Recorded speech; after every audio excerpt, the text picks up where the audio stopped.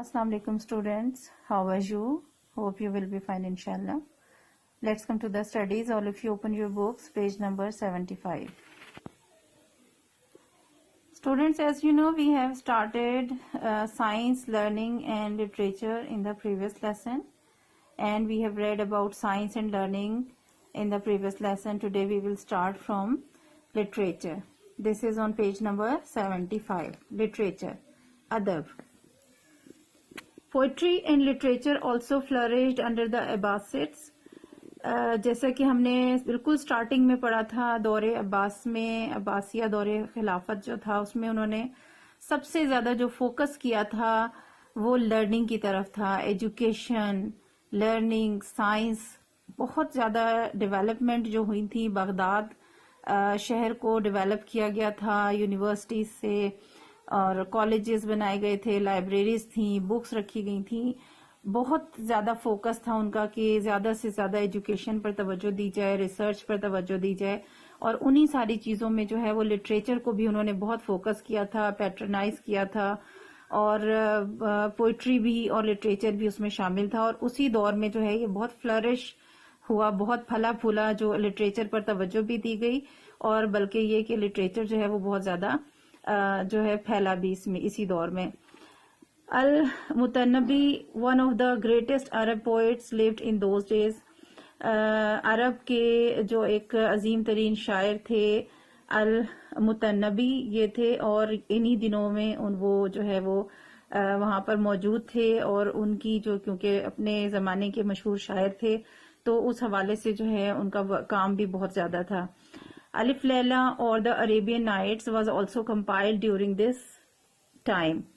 जो Arabian nights waste में कहा जाता है, जिसको हम अलिफ लैला या वल्लैल के नाम से जानते हैं, ये लिटरेचर है और खूबसूरत स्टोरीज का मजमुआ है ये अलिफ लैला, और ये भी उसी जमाने में जो है कंपाइल की गई. ये सी चैप्टर 2 फॉर डिटेल्स. चैप्टर 2 में हम डिटेल में सारा ये लिटरेचर के हवाले से पढ़ चुके हैं, वल्लैल और अरेबियन नाइट्स और इसी तरह से दीगर जो बुक्स थी लिटरेचर की. In the age of the regional kingdoms, outstanding poets revived the Persian language. जब रीजनल किंगडम्स हुई, जो कि हमने देखा था कि अब्बासिड्स दौर हुकूमत में जब हुक्मरान काफी हद तक वीक हो गए तो जो छोटी छोटी रियासतें बन गई और इंडिपेंडेंट रियासतें थीं, उनके अपने हुक्मरान थे, उन लोगों ने भी बहुत ज्यादा एजुकेशन को और लिटरेचर वगैरह की तरफ तवज्जो दी. तो उसी जमाने में जो जबरदस्त शायर हजरात थे, उन्होंने जो फारसी जबान थी उसको दोबारा से जिंदा कर दिया. दे इंक्लूडेड फिरदौसी. उनमें जो शायर हजरात शामिल हैं खासतौर पे, जिन्होंने उस जमाने में फारसी जबान में पोइट्री की, और बहुत जबरदस्त फेमस पोइट्री है, फेमस लिटरेचर है जो आज तक जो है मौजूद है, मशहूर है. उनमें शामिल थे फिरदौसी, सनाए, गजनवी, अतर एंड निजामी. अतर, फरीदुद्दीन अतर, जिनके बारे में हमने पढ़ा था, पूरी स्टोरी उसकी डिटेल जो है वो हमारे सामने आ गई थी चैप्टर 2 में. फरीदुद्दीन अतर ने जो है वो जबरदस्त जो है वो कॉन्फ्रेंस ऑफ द बर्ड्स, आपने स्टोरी पढ़ी थी स्टार्टिंग में, 5th क्लास में भी है चैप्टर मौजूद उसका. वो आपने पढ़ी थी, मंतीक उतायर जिसे कहते हैं फारसी जबान में. इसी तरह से निजामी, गंजवी, इनकी डिटेल सारी मौजूद है चैप्टर 2 में, हम पढ़ चुके हैं. Most of them were Sufis and believe that the basic principles of Islam were brotherhood, equality and freedom. इनमें से ये जो शायर हजरात यहाँ बताए गए हैं, ये ज्यादातर जो है वो सूफी थे और यकीन रखते थे इस चीज में कि इस्लाम की जो बुनियाद है, जो बुनियादी उसूल हैं इस्लाम के, वो ब्रदरहुड है, भाईचारा, इक्वालिटी, मुसावात एंड फ्रीडम और आजादी है. सूफी कहते हैं ऐसे हजरात, ऐसे अफराद जो दीन और मजहब का गहराई से इल्म रखते हैं, ना सिर्फ गहराई से इल्म रखते हैं बल्कि अपनी जिंदगियां उसके लिए वक्फ कर दी, खुद तालीम हासिल करने की दीन और मजहब की, और फिर उसको आगे फैलाना, आगे तक जो है वो तालीम और तबलीग पर अपनी जिंदगी वक्फ कर देने वाले अफराद बहुत ज्यादा जो आलिम हैं दीन के लिहाज से. تو یہ افراد جو ہیں زیادہ تر جو شاعر حضرات ہیں یہ صوفی تھے، اور ان کا یقین تھا کہ اسلام کی بنیاد جو ہے وہ بھائی چارے پر، مساوات اور آزادی پر رکھی گئی ہے. Kings did not recognise this freedom. اس زمانے میں جو بادشاہوں کا دور ہوتا تھا تو بادشاہ کیونکہ جو ہے وہ فرد واحد ہے، تمام اختیار کا مالک ہے دنیاوی اعتبار سے، وہ جو ہے وہ اس آزادی کو پسند نہیں کرتے تھے. یہ جو ان لوگوں کا جو صوفیز کا کانسیپٹ ہے وہ. But sufis believe that only God was eternal and nothing else lasted for ever. لیکن جو صوفی تھے ان کا یقین یہ تھا کہ صرف اللہ تعالیٰ ہی ہے، خدا ہی ہے جو اٹرنل ہے. اٹرنل کہتے ہیں دائمی. دائمی ہوتا ہے ہمیشہ رہنے والا، یعنی خدا ہے، اللہ ہے جو ہمیشہ رہے گا، ہمیشہ سے ہے اور ہمیشہ رہے گا. اس کا کوئی اختتام نہیں، کوئی حد نہیں ہے. And nothing else lasted for ever. اور کوئی بھی ایسی چیز نہیں ہے جو ہمیشہ کے لیے باقی رہے. تمام دنیا کی چیز جو ہے وہ فانی ہے. انسان، حیوان، چرند پرند، تمام مخلوق، ایون یہ جو دنیا ہے، پلانٹ ہے، تمام plants, whatever it is, ہر چیز جو ہے وہ فانی ہے، لیکن خدا جو ہے وہ اٹرنل ہے، دائمی ہے، ہمیشہ رہنے والا ہے. Therefore, a time would come when kings would not rule nations anymore, and instead people would be making their own decisions. اور صوفیز کا ہی جو بلیف ہے، آگے مزید بتایا جا رہا ہے یہی کہ ایک وقت ایسا آئے گا کہ جب بادشاہوں کی حکومت ختم ہو جائے گی. بادشاہ جو ہے وہ عوام پر، رعایا پر حکومت نہیں کریں گے، بلکہ people would be making their own decisions. عوام ہوگی ایسی جو اپنے فیصلے خود کرے گی. اور اس وقت کی یہ سوچ تھی جو صوفیز کی تھی، وہ آج کے دور میں آپ کو نظر آئے گی. آج جو تمام دنیا میں آپ کو موسٹلی نظر آتا ہے رولنگ سسٹم، وہ بیسیکلی جو ہے وہ جمہوریت ہے، ڈیموکریسی ہے. یعنی عوام جو ہے وہ الیکشنز کے تھرو ووٹ کاسٹ کرتی ہے، اور اپنی پسند کا جو افراد ہیں ان کو ممبرز کو سلیکٹ کیا جاتا ہے. وہ عوام کے نمائندے ہوتے ہیں جو حکومت کرتے ہیں، اور عوام ہی کا پریشر ہوتا ہے، عوام کا ڈیسیجن ہوتا ہے. اگر وہ کسی حکومت کو ختم کرنا چاہیں، گرانا چاہیں، تو عوام مل کے اس کو ختم بھی کر دیتی ہے. تو یہ جو ہے صوفیز کا عقیدہ تھا، بلیف تھا کہ بادشاہ جو ہیں وہ اس وقت تو بادشاہ موجود ہیں، لیکن ایک زمانہ آئے گا کہ وہ ختم ہو جائے گا اور عوام حکومت کرے گی. اور وہ یہ آج کے موجودہ دور کے حوالے سے ہے.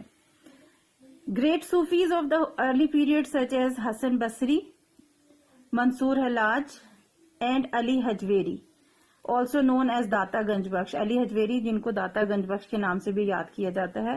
Prepared the masses for such times.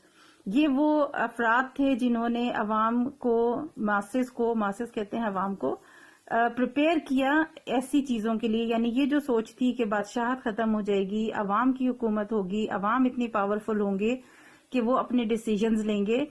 تو ان لوگوں نے ان لوگوں کے ذہن بنائے اپنی تعلیم سے، تربیت سے، ان کو بتایا، سمجھایا انسانوں کو کہ انسان جو ہے وہ غلام پیدا نہیں ہوا ہے کہ ایک بادشاہ ہو اور باقی ساری عوام جو ہے وہ غلام ہے اور جیسا چاہے بادشاہ فیصلہ کر لے. ایسا نہیں ہے، بلکہ جو ہے انسان اللہ تعالیٰ کی مخلوق ہے، اور انسان جو ہے وہ پاورفل ہے. کوئی بھی انسان جو ہے وہ اتنا طاقتور نہیں ہے کہ کسی دوسرے کو کمتر یا حقیر سمجھے.